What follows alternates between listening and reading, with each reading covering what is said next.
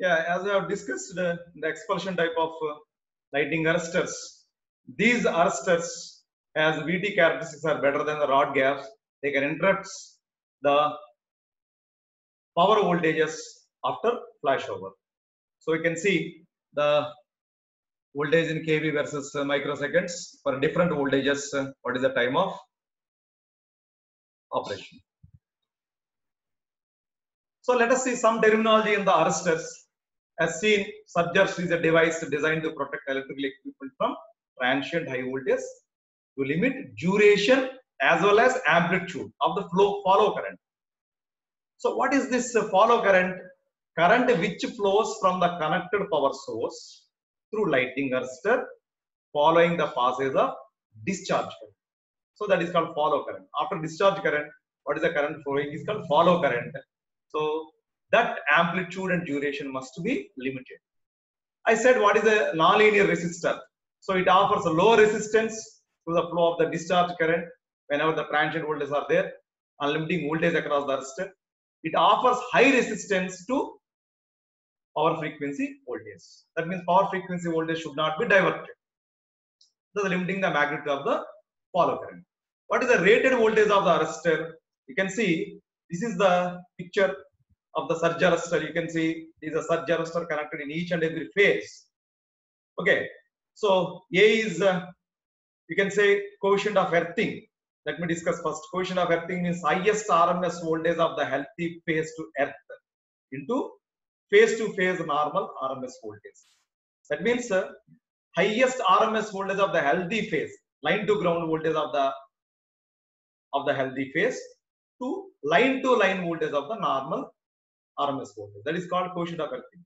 Coefficient of earthing is less than 0.8 for solid earthing, effective neutral earthing. That means for non-effective earthing, that means not solid earthing, resistive or inductive earthing, such type of earthing, it is less than 1. So UM, if you see what is this UM, highest phase to phase power system voltage. If you take UM is called. CE is coefficient of earthing. If you take so this is called UM into CE. You can write. CE means coefficient of earthing. UM is phase to phase voltage that gives phase to ground voltage. That means that the arrestor rating always is expressed in terms of phase voltages. Remember that. Okay, phase to ground, phase voltages. If you want phase voltage, you have to multiply line to line voltage with coefficient of earthing. Should keep it in mind. So that is called the rated voltage of the arrestor. Follow current you have seen.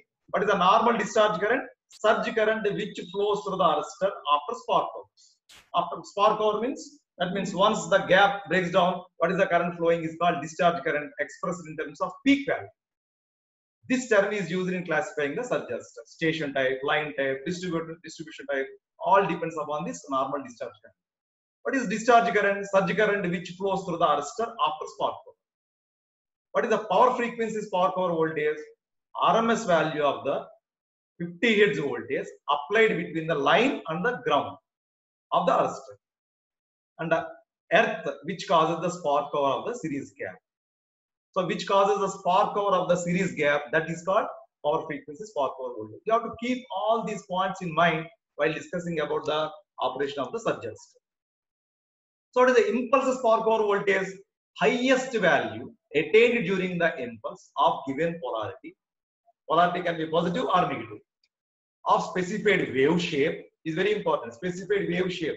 We are going to give in the laboratory impulse specified shape applied between line terminal and the earth terminal of an arrestor before the flow of the discharge current. That is called impulse spark over voltage. That means the spark over for impulse.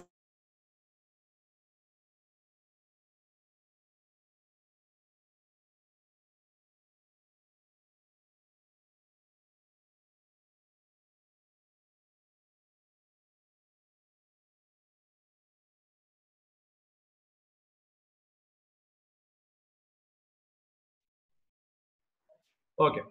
So what is the residual voltage? Voltage that appears across between line terminals and earth during passage of the discharge current.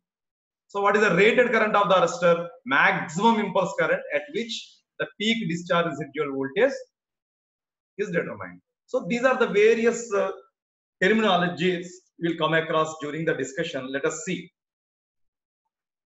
So I said there are two types of arresters: gapped silicon arrestor, gapless arrestor. So gapped means first let us see this picture. What is this? So it is an arrestor which is connected between line and ground. It is having number of resistor units connected between line and ground. You can see a gap here. Number of resistors. I said these resistors are non-linear. What is non-linear also I have explained you. So you see a surge wave is traveling towards the substation like this. So whenever the wave, W means surge wave traveling along the overhead line, you can see this is the peak value of the surge wave. So before coming to the peak value, that means before attaining the peak value, the arrestor should spark over. That means arrestor spark over means it should conduct, it should discharge the voltage to ground. So that is called, here is represented by A, which is called spark over voltage.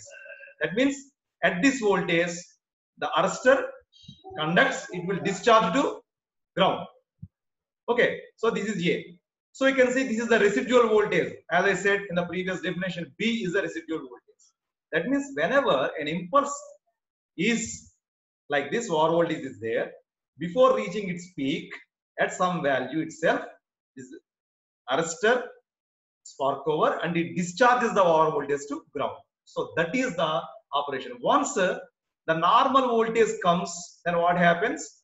It does not conduct. It does not conduct. Therefore, that voltage normally reaches the substation. So that is the principle behind this surge arrestor. So that is the explanation part of this one. Okay, let us see. So we have only 10 minutes left. I will finish this. It consists of silicon carbide resistor elements in series with gap elements. The resistor elements offer, as I said, nonlinear resistance such as normal frequency power system voltage. The resistance is high. For discharge currents, the resistance is low. That means the normal power frequency, it should not allow to the ground. For over voltages, it acts as a conducting path, it will be discharged. Okay. So the gap unit consists of air gaps. You can see air gaps of appropriate length. During normal voltages, surge arrestor does not conduct. When a surge wave traveling along the line reaches the arrestor, the gap breaks down. The resistance offered being low, the surge is diverted to earth like this. Surge is diverted to earth. Okay. After a few microseconds, the surge vanishes and a normal power frequency voltage is set up across the arrestor, and that will not be discharged. Therefore, that will go to substation like this after some time. So the resistance offered by the resistor to this voltage is very high. That means normal power frequency voltage, it does not conduct. The resistance is very high. That's why these are called nonlinear resistors. So therefore, arc current in the gap unit reduces, and voltage across the gap is more sufficient to maintain the arc. What happens? Arc current in the gap unit reduces, and voltage across the gap is no more sufficient to maintain the arc. That's why it is just like a open circuit. Therefore, the current flowing to the earth is automatically interrupted, and the normal condition is restored. Okay. So thus high voltage surge is discharged to earth. Hence, the insulation of the equipment connected to the line is protected. So this is the principle behind this surge arrestor. Let us continue some topic on this. So this already have explained you. Figure illustrates the operation of the arrestor when the lightning surge or surging surge traveling along the transmission line reach the terminal of the surge arrestor. Particular voltage, what I said, some point A, depending upon the steepness of the wavefront, spark over voltage, it breaks down. The voltage is called impulse spark over voltage. I'm repeating this. Hence, the surge is diverted to the earth through the surge arrestor, and the insulation of the substation side is not subjected to this peak voltage V, because at this voltage itself, the voltage is arrested. Therefore, this peak voltage does not reach the substation. After breakdown, the voltage across the surge arrestor does not drop to zero like the rod gaps. Because rod gaps, I said LG fault occurrence will be there because of the series resistors. Voltage across the gap remains at residual value B. This is the minimum voltage that will be across the gap for a short time. Hence, the line to earth voltage remains at residual voltage. If you take the rod gaps, as I said, there is a possibility of the conducting path from that line to ground. LG fault occurs, the voltage becomes zero.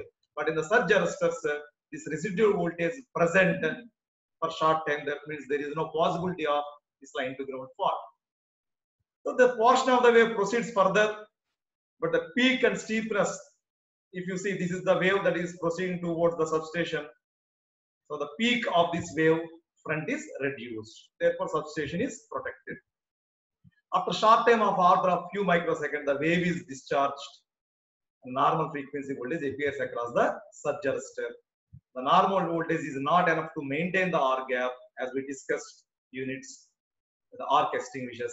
The surge arrestor restores the original condition. So this is the discussion about the gapped surge arrestors. So we can see this is the comparison between expulsion type and nonlinear resistors, gapped surge arrestors.